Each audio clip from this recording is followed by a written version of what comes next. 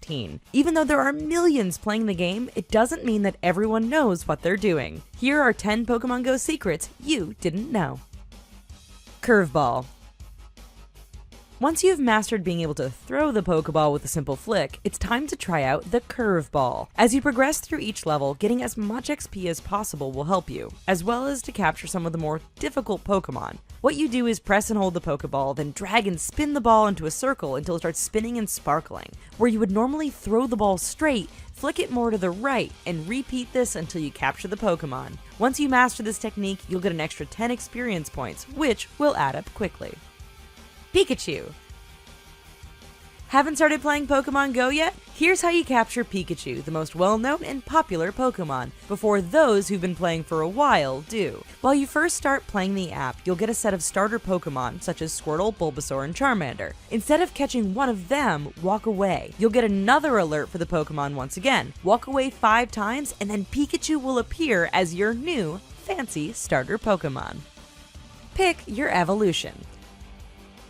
Eevee has 3 evolutions: Vaporeon, Jolteon, and Flareon. Those who've been evolving their Eevees manually have depended on the luck of the draw to see which ones they want. But there is actually a way to pick your preferred evolution. Think back to the trainers from the original television show: Rainer, Pyro, and Sparky. If you want a Vaporeon, name your Eevee Rainer. If you want a Flareon, name your Eevee Pyro, and if you want a Jolteon, name that Eevee Sparky. This secret has been tested and trained by other players, and it turns out to be true.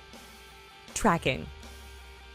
If you click on the window of the lower right, you'll see a grid with nearby Pokemon listed, with a set of paw prints underneath each one. If there is nothing under the image, then the Pokemon is practically underneath you and very close. Or if there is only one paw print, it means the Pokemon is nearby. The Pokemon on the top left is the closest to you, and the ones on the lower right are the furthest from you. Select the Pokemon you want to find, and this will help you gauge whether or not you're heading in the right direction of your desired Pokemon. If the Pokemon you desire moves closer to the left, you're heading in the right direction. If it moves to the right, then you're going the wrong way. Though this won't work until the dreaded 3 steps glitch has been fixed.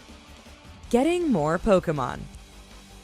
If you're going to be at one location for a while and you want to make the most of your Pokemon hunting, then turn on a lure module. It's recommended that you turn these on in bars, restaurants, and shops for optimal catching. Every 3 to 5 minutes, a new Pokemon will appear, and there's a good chance that a rare one might make an appearance as well. Along with a lure, you can use an incense. All you need to do is sit and wait, and the Pokemon will literally come right to you. Toss a lucky egg on top of it all, and you'll be leveling up in no time.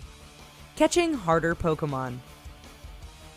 As you progress through each level, you'll encounter rare Pokemon as well as Pokemon with higher CP, making them more difficult to capture and contain in the Pokeballs. This can be really frustrating, especially if you encounter a rare Pokemon that just keeps breaking free of its Pokeball. But once you hit level 6, you'll be able to obtain Raspberries, which will calm the Pokemon down somewhat and give you a better chance for capture and containment.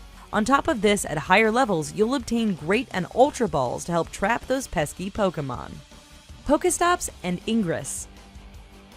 Before Pokemon Go, Niantic created another geocaching game called Ingress, which is a similar treasure hunting game. Turns out that Pokemon Go uses the same maps as Ingress to populate their Pokestops and gyms. So if you're an Ingress player and you see a portal on your map, they translate to Pokestops. Also, did you know that Pokestops refresh after 5 minutes, so there's no need to just use a Pokestop once? Gym battles. Most players think that CP or combat power makes the final decision on whether or not your Pokemon can beat the dominator of a gym. That's not quite the case if you know the loophole. When you battle your enemy, you have the ability to dodge left or right and avoid enemy attacks. The enemies you battle are fighting you using artificial intelligence, therefore don't have the ability to dodge. Not to mention that you can see your opponent and you can pick 6 different Pokemon to battle. By strategically selecting your Pokemon, for example, using your Charmander, Fire, to beat a Bulbasaur, Grass, you have a better chance of victory and taking over the gym. Turn AR off. While having the AR feature turned on, you have the ability to see Pokemon in augmented reality, or in the real world. While this feature has created some of the most epic photos of Pokemon photobombing real-life situations, it makes capturing Pokemon a bit more difficult. Plus, it has been known to cause the app to freeze or slow down, making your capture attempts more complicated. If you turn off the AR mode, you'll be able to better catch Pokemon with little to no interruption. Plus, it's more battery efficient. You can catch them all.